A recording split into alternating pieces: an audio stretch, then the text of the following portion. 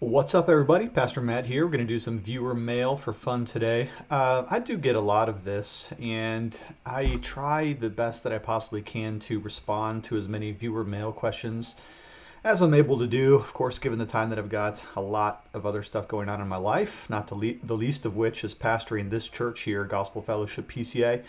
That's my real calling, that's my real passion, but I do love to try to help people as much as I can. So when I get an email, especially if they're poignantly heartfelt or something like that, I do try to respond as much as I can. Sometimes I keep my answers really short, and if I do that, please forgive me. But other times I feel like it would help other people to hear the answer, so I'm going to do that today. I'm going to take on two questions. The first one has to do with whether or not one should go to seminary, which is a question that I've actually addressed a couple of times in the past, but this one has some unique wrinkles to it, so I'll get to that in a moment. The second question has to do with theological matter. Did Jesus go to hell or to Hades after he died? So let's do both of those today. By the way, if you're new to the channel, my name is Matt, one of the pastors here at Gospel Fellowship PCA. We are a Reformed church just north of Pittsburgh. I throw that in all the time because I want this to benefit my church. I'm hoping that if you're near Pittsburgh to the north side, you'll come visit us at some point. We are open on the Lord's Day, of course, 8:30, 11 o'clock, and 4 o'clock in the afternoon. Our worship times now. If you do not come from the north of Pittsburgh, but you know somebody who does, please send them an email, maybe link a couple of my videos that might be helpful. Really trying to grow the church this way through this as kind of an outreach ministry of our congregation. So with no further ado, let's get to two emails. The first one comes from Orlando. He says, my name is, and I'll just give his initials here, it's IC. He says, I've been following you on YouTube for about a year now and have read many articles on your Jonathan Edwards blog, which is excellent, by the way. Thank you so much for the compliments. Thank you for continuing to upload content despite the looming threat of cancel culture. No problem. We'll deal with it as it comes. He says, I live in Florida and was exhilarated to find out that there was a credible seminary right in my backyard. Not just credible, but incredible. If you're referring to RTS Orlando, of course, where I did some of my studies.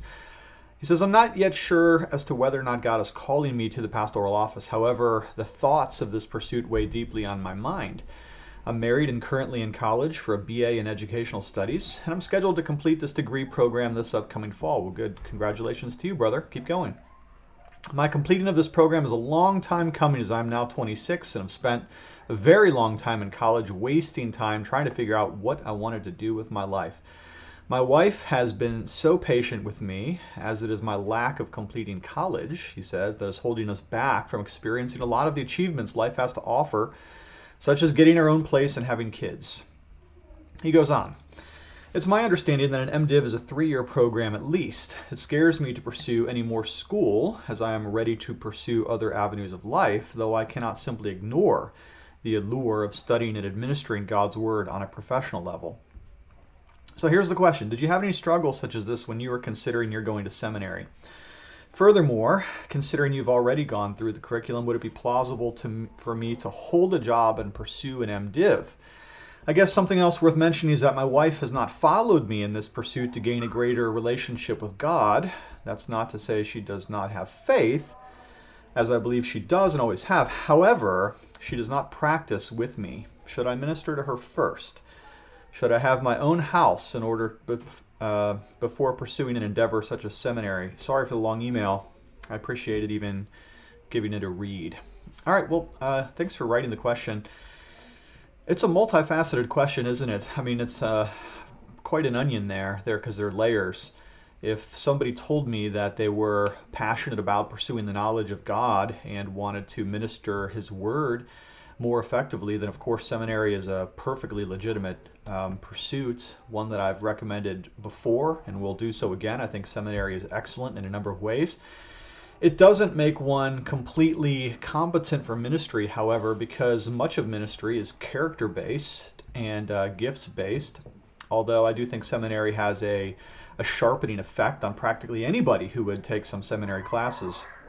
Most people who would go to seminary will find that they learn how to learn, which is a very important thing, especially as you become familiar with exegeting or doing the work of exposition through God's Word. That's a skill that you'll greatly appreciate and one that you'll never lose, I would hope, after you've learned it.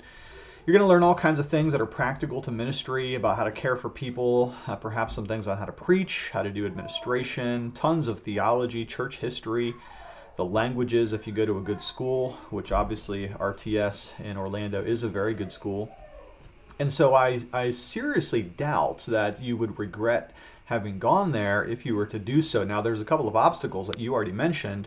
One of them is that you don't have your bachelor's degree done, and that's usually going to present a problem because most seminaries are, in effect, graduate schools, meaning that it's assumed that you already have a bachelor's degree before you can gain admission. Now, there are certain times where that's an exception. I wrote a letter for a young man, got him into RTS, who didn't have a bachelor's degree. He only had a couple of classes for community college, and he got accepted as kind of an extraordinary student, but they don't do that all the time. And so, of course, you're going to have to complete your bachelor's degree first, normally before you begin pursuing an MDiv program, just as a matter of course.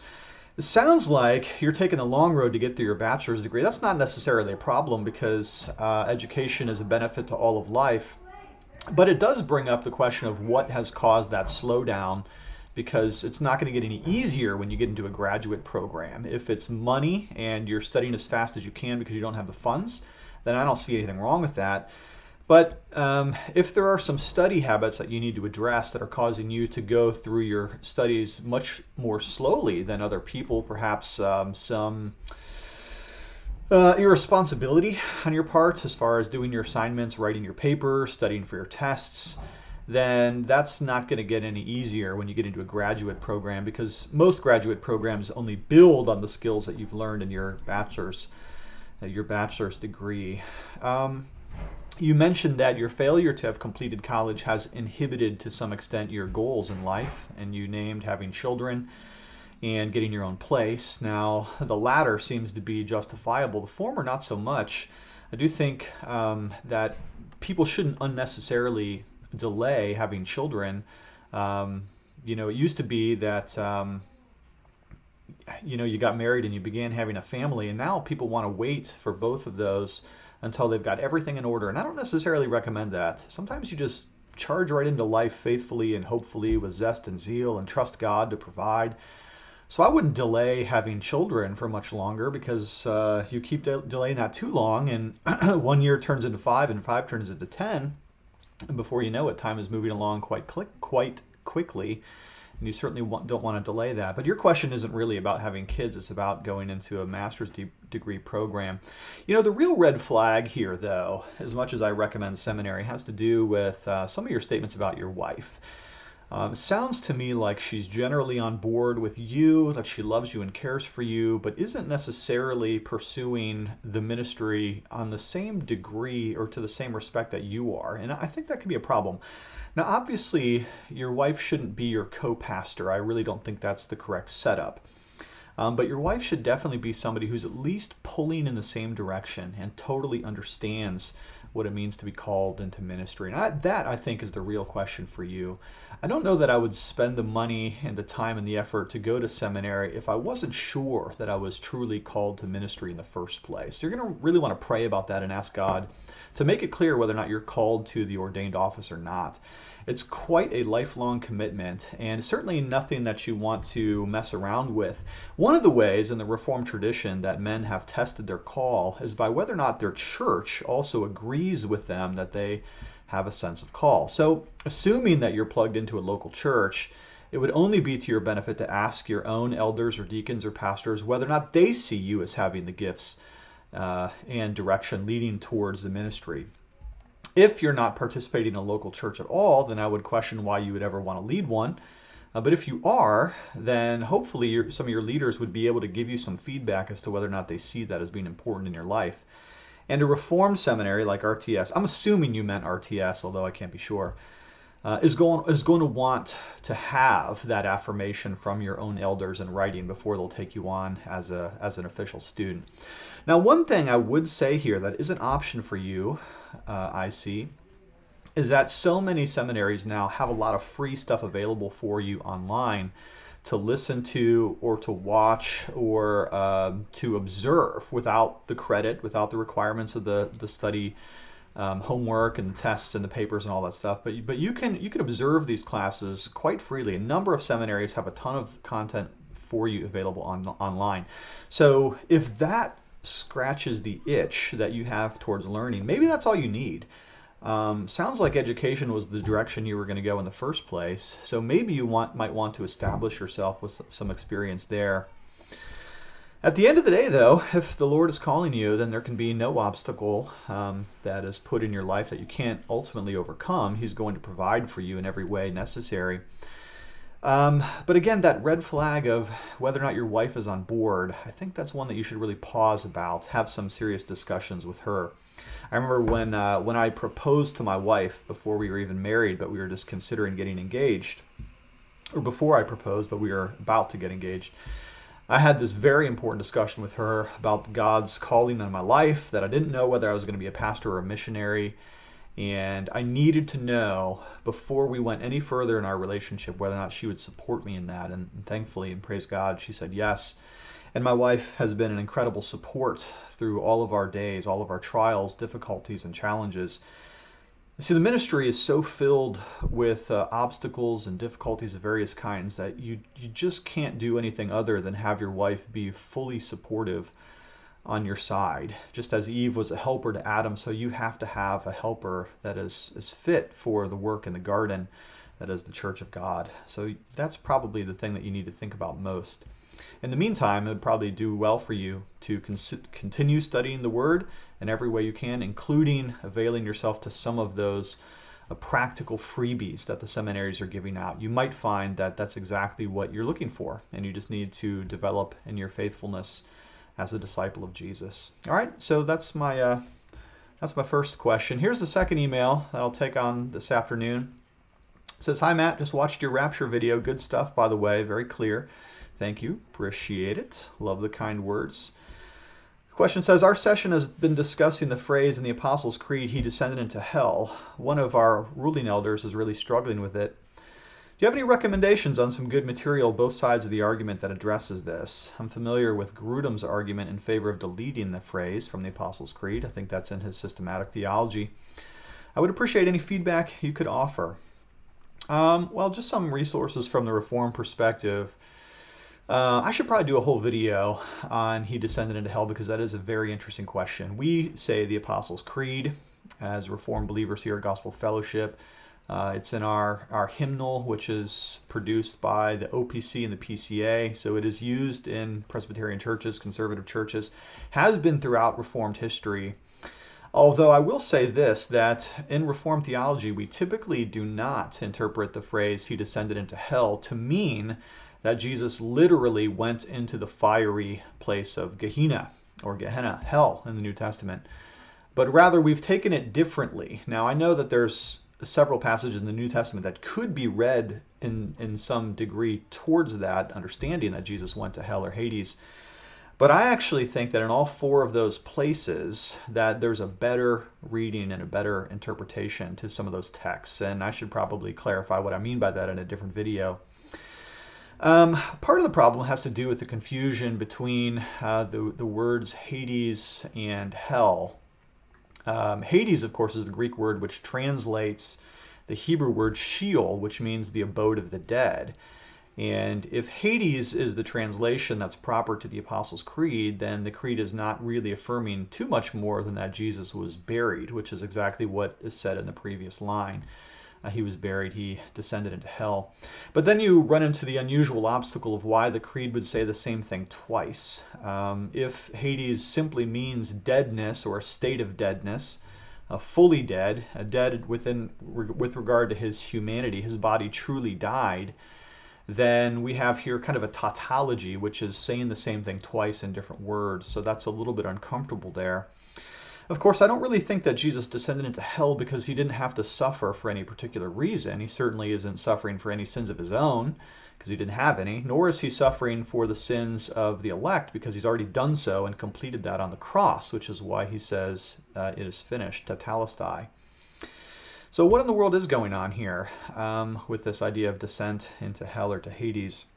Well, in a couple places in Reformed theology, we see kind of a deeper interpretation to this line that has to do with what kind of suffering Christ endured on the cross.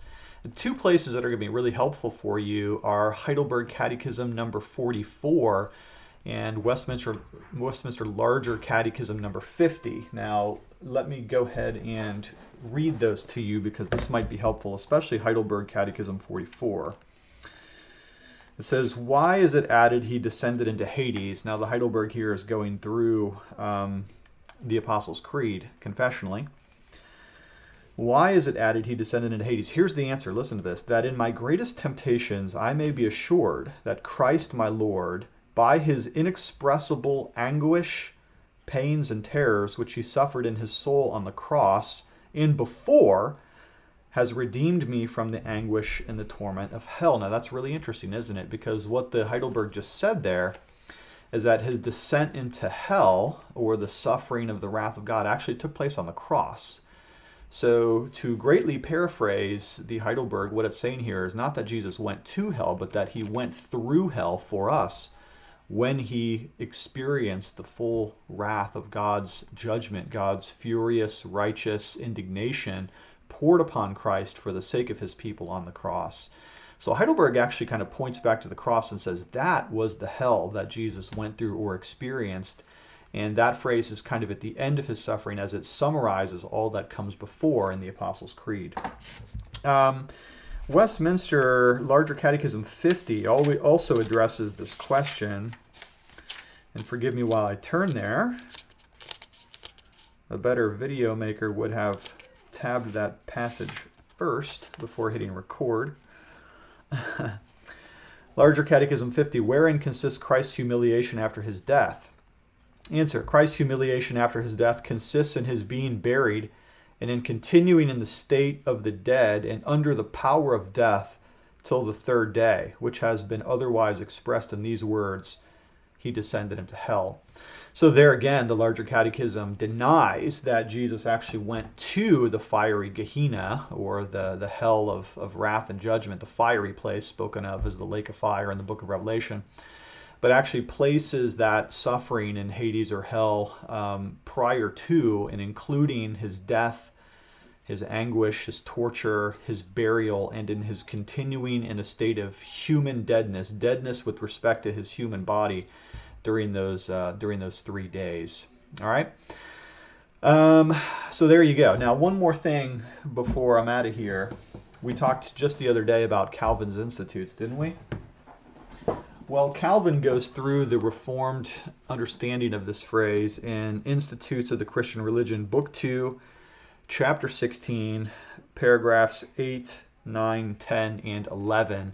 And there again, Calvin denies any actual going to the fiery place of Gehenna in preference to something that looks more like the Heidelberg 44. Calvin seems to place the weight of that phrase on the anguish of Christ and suffering the wrath and fury of God on the cross. All right. I hope that was helpful to you. Thanks for the great viewer mail. Y'all appreciate these kinds of questions. Maybe I should do more of these viewer mail comment sections here in the future. So if you like that, let me know. If not, click onto something else. There's better stuff on the interwebs than this. Anyways, love you lots. Thanks for checking in. Talk to you later.